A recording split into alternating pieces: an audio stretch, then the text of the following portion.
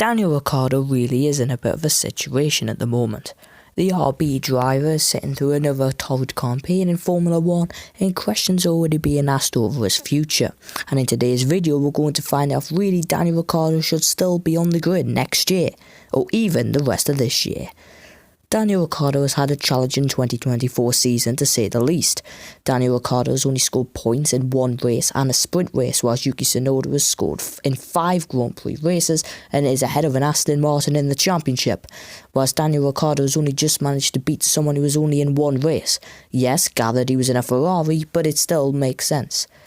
Daniel Riccardo is having an awful campaign. However, the signs have been there ever since his comeback in 2023. I was the only person who was saying Daniel Riccardo was not going to be outscoring Yuki Tsunoda this year.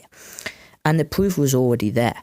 In 2023, Daniel Riccardo did beat Yuki Tsunoda first time out at Hungary, but then comes the Belgian Grand Prix and the US Grand Prix. Tsunoda absolutely whitewashed him. Mexico was a highlight for Riccardo, who qualified 4th and finished 7th, but was back to usual form in Brazil, Las Vegas and Abu Dhabi. That form has rolled onto this year. Yes, he beat Tsunoda in Bahrain, but that was only because of that team motor spout. There he spun in Saudi, went off the track in Australia, Japan, and then in China he had a good weekend for once, finally beating Tsunoda for the first time since aforementioned Mexican Grand Prix weekend. The big problem with Daniel Riccardo is because he's inconsistent, and this exactly proves it. Mexico 2023 was a one-race highlight, but the very next race Tsunoda was overtaking Lewis Hamilton. Yes, that's pretty much something you would see every day these days, but to be fair, Mercedes did finish second in the Constructors last year, whilst AlphaTauri were last at that point. RB this year have got a very good car and are clearly bested the rest apart from the big 5 teams, and might even have a shout at snatching 5th from Aston Martin if Lance Stroll continues to be the way he is.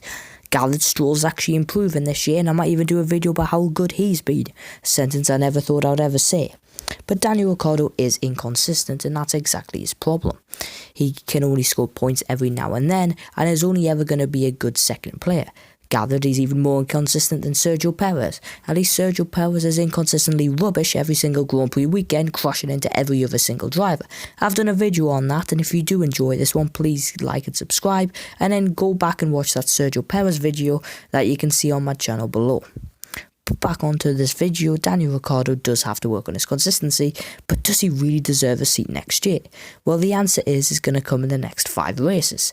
Daniel Riccardo had a good Canadian Grand Prix and picked up points after Yuki Tsunoda spun out.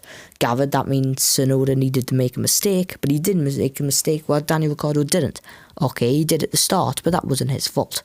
So Daniel Riccardo really doesn't really belong on the Formula 1 grid, as let's just answer this question. What are RB meant to do?